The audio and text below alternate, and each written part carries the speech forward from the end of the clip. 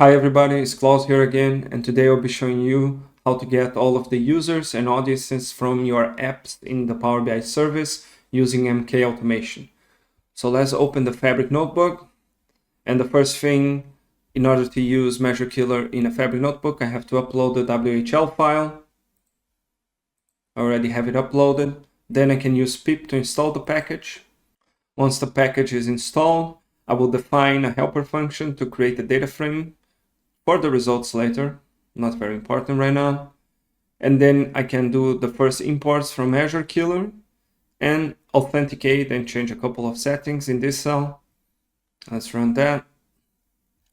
Now I will get all of the apps in my tenant, and then I will get all of the reports and associate the reports with the apps, and finally get the audiences metadata also, including users.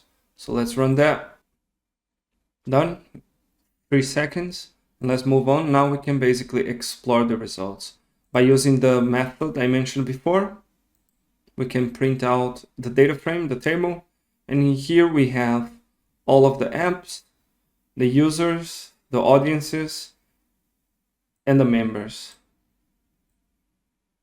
of each audience or user. So this is it. It's super simple. Thank you for watching.